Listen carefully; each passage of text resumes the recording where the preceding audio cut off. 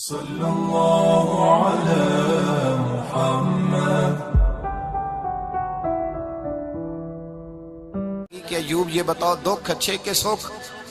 آپ فرمانے لگے سارے دن ہی اللہ کے ہیں پر دکھ بڑے اچھے تھے۔ مجھ سے پوچھو تو دکھ بڑے اچھے تھے۔ کہا کس طرح؟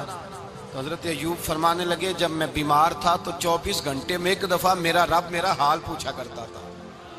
ایک دفعہ میرا اللہ پوچھتا تھا ایوب تیرا حال کیا ہے؟ فرماتے ہیں 12 گھنٹے تو لذت ہی رہتی تھی کہ میرے رب نے میرا حال پوچھ لیا ہے، اور اگلے 12 گھنٹے میں انتظار کرتا تھا مالک حال دوبارہ کب پوچھے گا۔ فرمانے لگے اب صحت تو ہو گئی ہے پر اب میرا رب میرا حال تو نہیں نہ پوچھتا۔ بھائی مشکلات جو ہوتی ہیں وہ تو تجھے سجا دیتی ہیں، سوار دیتی ہیں۔ تجھے یاد آتا ہے کوئی اپنا جب تجھے درد ہوتی ہے نا، تکلیف ہوتی ہے، پھر تیرا دل کرتا ہے کوئی کندھا ملے جہاں میں سر رکھ کے رہوں۔ پھر اسی لیے تو کسی درویش سے کسی نے پوچھا تھا اپنا کون ہوتا ہے؟ تو کہا جو تجھے دکھ کے وقت یاد آئے وہ تیرا اپنا ہے، جو تجھے عین آزمائش کے وقت یاد آئے اور تجھے اس کا نمبر فوراً تیرے موبائل پہ چلنے لگے وہ تیرا اپنا سجن ہے، جس کو تو دکھ کے وقت یاد کرے۔ تو بھائی مشکلات کے بعد جو اللہ آسانی دیتا ہے، حضرت ابراہیم کو آگ میں بھی پھینکا گیا، حضرت ابراہیم علیہ السلام کو ستایا بھی گیا، نکالا بھی گیا، لیکن جب ان مشکلات سے گزرے تو میرا رب فرماتا ہے وَإِذِ ابْتَلَىٰ إِبْرَاهِيمَ رَبُّهُ بِكَلِمَاتٍ فَأَتَمَّهُنَّ قَالَ إِنِّي جَاعِلُكَ لِلنَّاسِ إِمَامًا۔ کہا جب ابراہیم پورے اترے تو پھر ہم نے انہیں امام بنا دیا۔ یا اللہ کس طرح کی امامت دی؟ فرمایا میں نے اتنی اعلیٰ شان عطا کی ہے کہ اپنے لاڈلے رسول کو جناب ابراہیم کی نسل میں پیدا فرما دیا ہے، میں نے مصطفیٰ کو ان کی نسل میں پیدا کر دیا، قیامت تک کے لیے ان کا وقار بڑھا دیا۔ اللہم صلی علی محمد وعلی آل محمد کما صلیت علی ابراہیم وعلی آل ابراہیم، ان کی عظمت بڑھا دی، اس لیے کہ جب وہ آزمائش سے گزر کر کے آئے پھر جو آسانی دی۔ میرے نبی پاک صلی اللہ علیہ وسلم نے دین ابراہیمی کی بہت ساری چیزوں کو رکھا، کہا میں ملت ابراہیمی پہ ہوں۔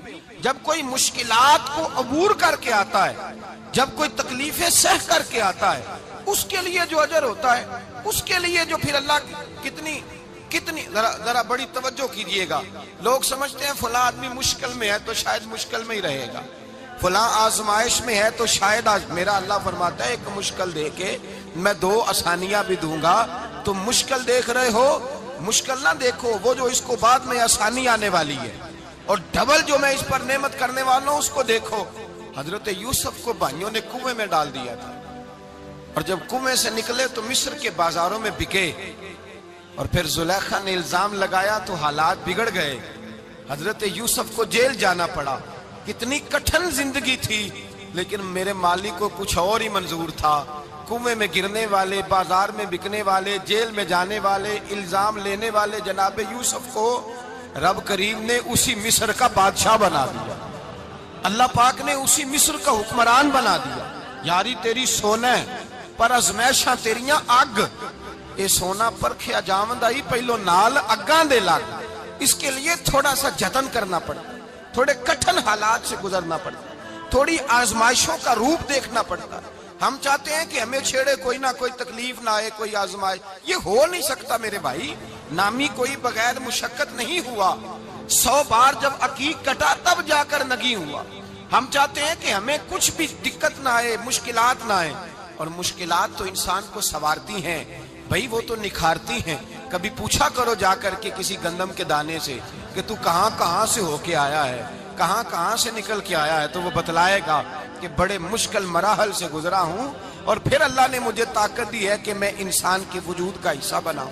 تو بھائی کٹھن مراحل، آزمائشیں، تکلیفیں، یہ انسان کو بڑا انسان بنا دیتی ہیں، یہ اس کے لیے ترقیوں کا پیش خیمہ ہوتی ہیں۔ ہمارے جوان پریشان ہو جاتے ہیں، عورتیں خاص کر کے اس بات پہ توجہ کرے، وہ بڑی جلدی غم لے جاتی ہیں، وہ کہتی ہیں جانے میرا کچھ ہوگا ہی نہیں، جانے میرا کچھ ہو ہی نہیں سکتا۔ میرے بھائی درجنوں اور بیسیوں لوگ ایسے ہیں جن کی اولادیں نہیں تھی لیکن نام ان کا ان سے بھی زیادہ ہے جو بڑے بڑے صاحب اولاد۔ حضرت خواجہ معین الدین اجمیری کو جانتے ہیں آپ لوگ؟ نہیں، جو جانتے ہیں وہ بولے جانتے ہیں جی؟ لو جی کافی سارے جانتے ہیں، تھوڑے جی رہ گئے نا۔ جانتے ہیں نا خواجہ صاحب کو؟ ان کے کسی بیٹے کو جانتے ہوں؟ نہیں جانتے، نہیں جانتے، نہیں جانتے آپ ان کے بیٹے کو۔ حضرت خواجہ معین الدین اجمیری رحمۃ اللہ تعالی علیہ کے بیٹے کو نہیں جانتے، لیکن ویسے آپ ہندوستان میں کسی آدمی کو چھیڑ کے دیکھیں وہ کہے گا میں خواجہ صاحب کا روحانی بیٹا ہوں، میں اولاد۔ حضرت غوث اعظم رضی اللہ تعالیٰ عنہ کی اولاد کو کم لوگ جانتے ہیں، لیکن آپ ویسے کسی کو پوچھ کے دیکھیں 11ویں والا پیر کون ہوتا ہے، ہر آدمی ہاتھ اٹھا کے بتائے گا خدا کے فضل سے ہم پر ہے سایہ غوث اعظم کا، ہمیں دونوں جہاں میں ہے سہارا غوث۔ لوگ جھوم کے بتلائیں۔ میرے بھائی یہاں لوگ پریشان ہو جاتے ہیں کہ اولاد ہوگی تو یہ ہوگا، فلاں ہوگا تو یہ ہوگا۔ بھائی ایسی کوئی بات نہیں، میرے پاس پیسے ہوتے تو میرا ابا بیماری سے فوت نہ ہوتا۔ جو مالدار ہوتے ہیں تو کیا وہ بچ جاتے ہیں؟ حضرت اسرائیل انہیں چھوڑ جاتے ہیں؟ او خدا کے بندے تو کیسی بات کر رہا ہے؟ یاد رکھ، یہ جو آزمائشیں ہوتی ہیں، یہ جو تکلیفیں ہوتی ہیں، یہ جو تھوڑے سے مشکل حالات ہوتے ہیں۔ حضرت یونس علیہ السلام کی دوستی ہوگی حضرت جبریل امین سے، جناب جبریل ملنے آئے۔ حضرت یونس علیہ السلام فرمانے لگے جبریل میرا دل کرتا ہے مجھے اس بندے کی ملاقات کرا جو اللہ کا سب سے زیادہ عبادت گزار بندہ ہے۔ حضرت جبریل امین لے گئے دور دور فلسطین کے علاقے میں، اور لے جا کر ایک بندے سے ملاقات کرائی جس کی دونوں آنکھیں بھی کوئی نہیں تھی، دونوں بازو بھی کوئی نہیں تھی، دونوں پیر بھی کوئی نہیں تھی، اور اس بندے کی زبان پر لفظ بڑا کیا جاری تھے، یا اللہ تیرا شکر ہے، یا اللہ تیرا، بول کے کہیے یا اللہ تیرا، اے اللہ تیرا شکر ہے۔ شکر شکر کر رہا تھا۔ حضرت جناب سیدنا یونس علیہ السلام کہنے لگے میں نے تجھے عبادت گزار کو ملانے کو کہا تھا، تو کہاں لے آیا؟ حضرت جبریل کہنے لگے یا یونس، یہ ہر چیز جانے کے باوجود اپنے رب کی رضا پہ راضی ہے۔ اس وقت دنیا میں نبیوں کے بعد جس سے اللہ سب سے زیادہ پیار کر رہا ہے وہ یہی بندہ ہے، یہ اپنے رب کی رضا پہ راضی ہے۔ اے تن میرا کنگھی ہووے تے میں زلف سجن دی واواں، تے پوش میرے دی جتی بن جائے تے میں یار دی قدمی آواں، مارو مارو مینوں مار مکاؤ کوئی عذر نہ پیش لے آواں، تے جے سونا ہی میرے دکھ وچ راضی، جے سونا ہی میرے دکھ وچ راضی، جے سونا ہی میرے دکھ وچ راضی تے میں سکھ نو چلے ڈاواں۔ مالک جب اس حال میں راضی ہے تو بس ٹھیک ہو گیا، ٹھیک ہو گیا۔ وصل اچھا ہے نہ فراق اچھا ہے، بس جس حال میں محبوب رکھے وہی حال اچھا ہے، بس جس حال میں انہوں نے رکھا بات ٹھیک ہو گئی۔ اس میں اب انسان شکوہ کرتے پھرے کہ یہ کس طرح ہے وہ کس طرح، اپنے آپ کو مطمئن رکھا گیا۔ مشکل کے بعد جو آسانی آئی، حضرت لقمان حکیم، ان کے نام پر قرآن مجید کی پوری سورت ہے۔ حضرت لقمان حکیم علیہ رحمہ آپ اپنے بیٹے کو نصیحت کر رہے تھے، کہنے لگے بیٹا کو مشکل آئے تو گھبرانا نہیں، کوئی مشکل آئے تو کرے بیٹوں کو سمجھ آ جائے کہ مشکل آئے تو، سمجھ آ رہی ہے بات کی، مشکل آئے تو۔ اور کیا خوبصورت جملے، بیٹے کو بٹھا کے کہتے ہیں بیٹا چھوٹی مشکل آئے گی تو اللہ بڑی مشکلات آسان کر دے گا، سمجھو چھوٹی مشکلات آئیں تو اللہ نے بڑی مشکلیں اس نے آسان کر دی۔ اور آپ کو بتاؤں اصل انسان ہوتا ہی وہ ہے جو مشکلوں میں جینے کا ڈھب سیکھ جاتا ہے، وہ بن جاتا ہے جو کرب کے حالات میں جینے کا سلیقہ سیکھ جائے۔ اپنے بچوں کو یہ سمجھانا، حضرت لقمان بیٹے مشکل آئے تو گھبرانا نہیں، بڑی کو ٹال دیتی ہے، وہ نیکی کا اور آسانی کا پیش خیمہ ہوتی ہے۔ اللہ اس کے بعد آسانی سمجھا رہے ہیں۔ کچھ دنوں کے بعد کہنے لگے آؤ فلاں اللہ کے نبی کی ملاقات کو چلیں، فلاں نبی علیہ السلام سے ملنے چلتے ہیں۔ اس زمانے میں جو نبی تھے ان سے ملنے چلے گئے۔ بیٹے کو بات یاد تھی، گھوڑے پہ بیٹھے، امام ابن جوزی نے اس کو لکھا ہے، گھوڑے پہ بیٹھے تھے دونوں کے پاس گھوڑے تھے۔ اب رستہ بہت زیادہ تھا، کھانا ساتھ لے لیا، پانی ساتھ لے لیا، رستہ لمبا تھا، صحرا کا علاقہ تھا۔ جب جانے لگے تو اتنی سخت گرمی ہوئی کہ گھوڑے بھی بے ہوش ہونے لگے، اچانک ایسی گرم لو چلی کہ گھوڑے بھی۔ اب دونوں باپ بیٹا جو تھے وہ بڑی جوش میں تھے کہ جانا ہی جانا ہے، گھوڑے سے اتر کر کے پیدل چلنے لگے۔ اب پیدل چلتے چلتے ذرا آگے گئے تو اب گرمی میں جتنا بندہ پیدل چلتا ہے اتنا پیاس بھی زیادہ لگتی ہے، تو پانی پیتے رہے، کھانا کھاتے رہے، کھانا پانی بھی ختم ہو گیا۔ تھوڑا آگے چلے نا، اس قدر تکلیف بڑھی کہ حضرت جناب لقمان کے بیٹے کے پیر کے اندر ایک ہڈی پیوست ہو گئی، اتنی بڑی ہڈی تھی وہ اندر ہی چلی گئی، پیر خون کے فوارے گرنے لگے، بیٹا بے ہوش ہو گیا۔ حضرت لقمان اس کے سرانے بیٹھے تو بیٹا تھا نا، آنکھوں میں آنسو آ گئے۔ بیٹے نے آنکھ کھولی تو کہنے لگا ابا جی آپ تو صبر کرنے والے، آپ رو رہے ہیں؟ فرمایا بیٹے میں کیا کروں، میرے سینے میں جو دل ہے وہ ایک باپ کا دل ہے، تو باپ جو ہوا تیرا، تیری دکھ پر رونا آیا، بڑی مشکل سے دانت کے ساتھ ہڈی نکالی، ہڈی نکلی تو خون بھی چلا۔ صاحب زیادہ کہنے لگا حضور آپ نے تو کہا تھا ہر مشکل کے بعد آسانی ہوتی ہے، اور چھوٹی مشکل دے کے اللہ بڑی سے بچا لیتا ہے، تو ہم تو اچھے کام چلے تھے، مشکل پہ مشکل، مشکل پہ مشکل، یہ کیا ہے؟ حضرت لقمان کہنے لگے بیٹا نہ تو رب کی حکمتوں کو جانتا ہے نہ پوری طرح میں جانتا ہوں، لیکن جو میں نے کہا تھا وہ بات سچی ہے۔ فَإِنَّ مَعَ الْعُسْرِ يُسْرًا إِنَّ مَعَ الْعُسْرِ يُسْرًا، اللہ ہر مشکل کے بعد آسانی عطا فرمائے گا، اور فرمایا میرا ایمان ہے کہ ضرور ضرور عطا فرمائے گا۔ یہ بات کہہ رہے تھے کہ سامنے سے دھواں اٹھا، اتنا سخت دھواں اٹھا کہ آپ نے سوچا شاید وہاں بادیا وہاں جاتے، وہاں چلنے لگے تو پیچھے سے کسی نے آواز دی ٹھہر جاؤ، رکو، وہیں رک گئے۔ تھوڑی دیر گزری تو کہا رک جاؤ، جب رکے تو ایک بولنے والا بولا، کہنے لگا تمہارے لیے تھوڑی دیر کے بعد جانوروں کا بندوبست کر دیا جائے گا، کھانے کا بھی بندوبست ہو جائے گا، بچے کا پیر بھی صحیح ہو جائے گا، چلے جانا، لیکن ذرا ٹھہرو۔ حضرت لقمان کہنے لگے بولنے والے تو کون ہے؟ تو کہنے لگے میں اللہ کا فرشتہ ہوں، میں اللہ کا فرشتہ ہوں۔ کہا اللہ کے فرشتے اور یہ سارا کچھ کیا ہے؟ تو فرشتہ کہنے لگا اصل بات یہ ہے کہ سامنے بستی پر مجھے عذاب نازل کرنے کا حکم ملا تھا، آپ بڑی تیزی سے آ رہے تھے، میں نے رب سے دعا کی کہ اللہ اس باپ بیٹے کی غلطی کوئی نہیں، مہربانی فرما۔ رب نے پہلے آپ کو صحرا میں الجھایا، پھر میری دعا کی برکت سے آپ کے گھوڑے ٹھہر گئے، پھر میری دعا کی برکت سے آپ کا پانی ختم ہوا، پھر میری دعا کی برکت سے آپ کے بیٹے کو زخم آیا، پھر میری دعا کی برکت سے سامنے سے دھواں اٹھا۔ فرمایا یہ جو تمہیں مشکل پہ مشکل آ رہی تھی، یہ تو میرا رب تمہیں عذاب سے بچانا چاہ رہا تھا، یہ جو تمہیں مشکل پر مشکل آ رہی تھی تو میرا مالک تمہیں عذاب سے بچا رہا تھا، تم سمجھ نہیں رہے تھے۔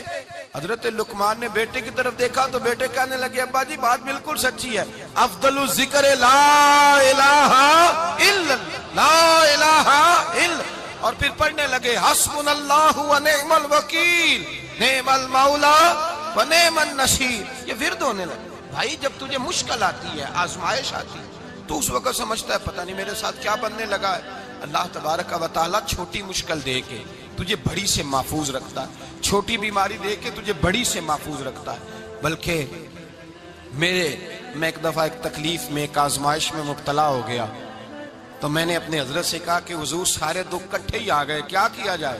تو آپ فرمانے لگے بڑے خوش نصیب ہو، جوانی میں اللہ نے دکھ دے دیے، بڑھاپے میں آئے تو برداشت نہیں ہوتے، یہ تو بڑے وقت پہ آ گئے، شکر ادا کرنا چاہیے، اس زمانے میں برداشت نہیں ہوتے، اب آسانی ہے، ان کو برداشت کرو، ہمت کرو۔ میرے بھائی یاد رکھیں آزمائشیں، تکلیفیں آپ کو بڑا کرنے کے لیے آتی ہیں۔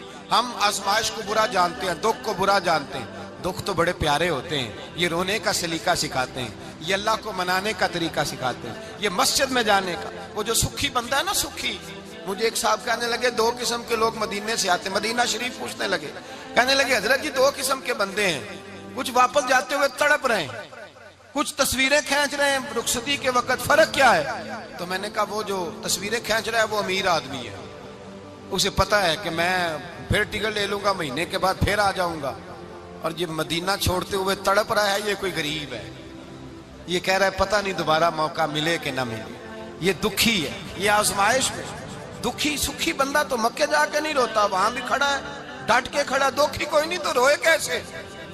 روئے کیسے؟